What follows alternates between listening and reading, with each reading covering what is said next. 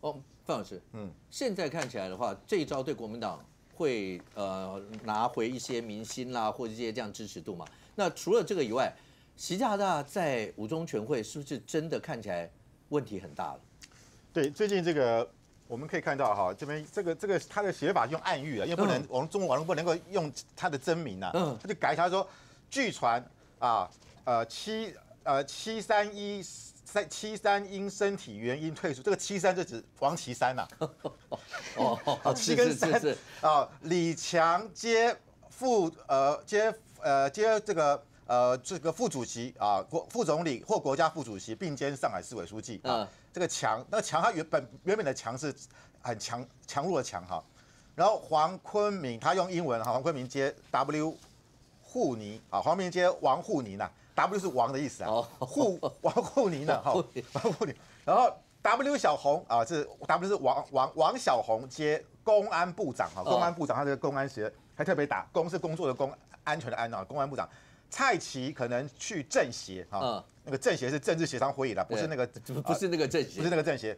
L 小鹏啊，小鹏就是李小鹏啊，这个接啊首善啊，首善就是北京市委书记，但未最后定啊，这个五中全会主要内容全部都是用那个其他的字写暗喻了哈。不过我觉得这里面有几个东西，当然第一个就是王岐山是不是因病下课？对，王岐山最近失踪很久了。对，那我们知道就是说，因为王岐山跟习近平本来是铁哥们啊，他帮他打贪腐。可是我们看到，在中共19大，因为中国有个7上8下的决定，就是你67岁还可以当政协委员，当那个政治局常委，68岁要下来。那王岐山不行了，他已经要退嘛，他应该要退休了。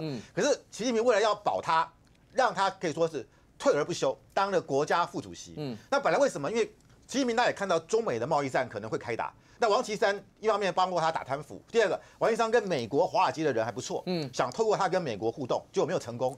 那王岐山后来因为几个事情跟习近平闹翻了，包含那个海南航空，这个公司跟那个王岐山家族很密切，结果这个海南航空竟然被那个习近平整个给掌握了。OK， 所以这是一个开始了哈。所以这等等，第一个我们看到就是说他这个，我们看到刚刚讲这个名单呢，大概都是习家军全部都上来了。那因此当然吧，李强当然是习家军，他现在是上海市委书记。那现在说他可能会接国家副主席，那等于就是把王岐山给换下了哈。因为我们知道这个李强，因为他长期在浙江跟着习近平去做浙江，习近平有2个地方最重要，一个是福建，一个浙江。他这是提拔的人都是他在福建跟浙江长期跟随他的人。OK， 在浙江我们叫浙江新军啊。那李强是一个，那黄坤明呢接王沪宁。那王沪宁现在是掌管中国整个媒体跟意识形态的。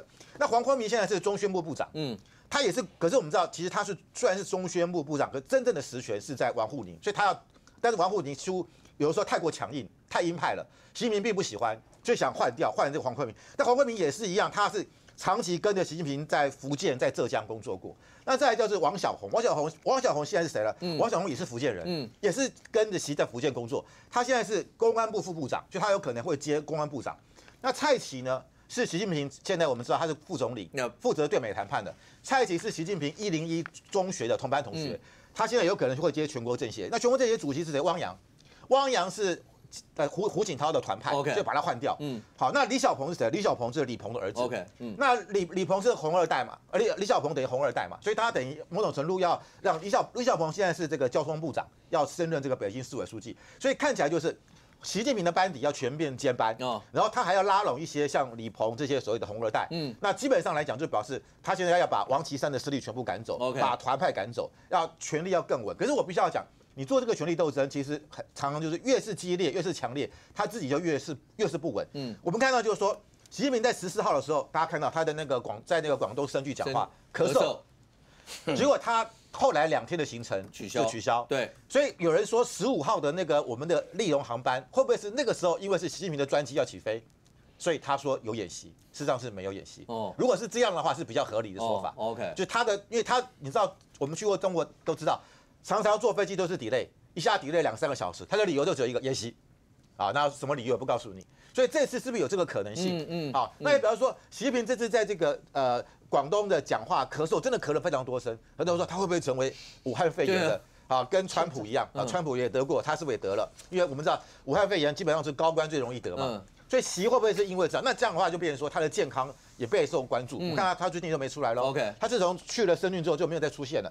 所以我觉得在中共这个即将召开的5中全会之前，有这些所谓的人事的这些问题，那不要加上内部的权力斗争、内忧外患。还有，我们看到中国大陆现在的武汉肺炎，似乎从青岛这边又要重新要做全青岛的一个筛选。人家全青岛筛了1000万人，对，都是阴性啊。对啊，这个已经武汉已经超越我们大家所能够公共卫生的奇迹了哈。所以我觉得接下来真的5中全会之后，加上美国的总统大选，未来这1个月还是一个非常变动的一个情况。OK， 慧珍，第一个。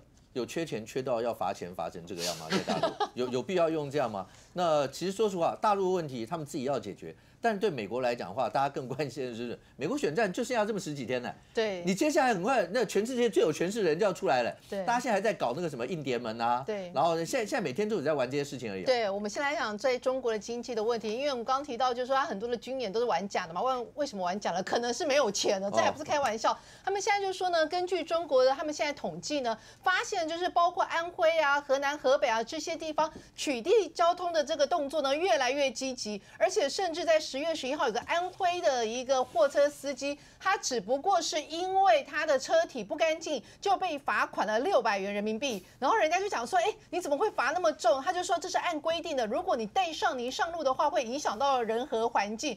另外呢，同时又在湖南这边也是有一个相同的现象哦，就他们当地的出租车司机就开玩笑讲说，妇女儿童被拐卖10几年都找不到，结果一张罚款哦，就绝对不会有漏网之鱼。然后甚至有人说呢，他们会有时候甚至故意会去设一些陷阱，比如说呢，本来是80码的限速，可以开到一段时间之后，突然变成是20码、30码，然后就变成限速只变成40码，等于是挖一个洞让你跳，就对，让很多司机就反应不过来。那你想说，这样的一张罚单才多少钱？有可能吗？其实真的他们有统计过，中国他们1年的违规大概就是一个人大概缴了500块，那全中国当然一整年光这个罚单的经济可以上缴大概2000亿人民币。那这种罚款经济对于他们中国来讲，地方政府是一大税收的来源啊，所以2000亿人民币，所以你看就有很多的一些画面出来，包括就是说，有人家就分享说有卡车司机跟交警起了一个这些冲突啊，因为他要罚他不让他罚，甚至有被人家偷录音说湖南省就有一个派出所所长，他就直接被录音到讲说，哎呀，我们要搞钱呐，因为要搞钱要往上缴啊，所以就变成他们有一些业绩的压力。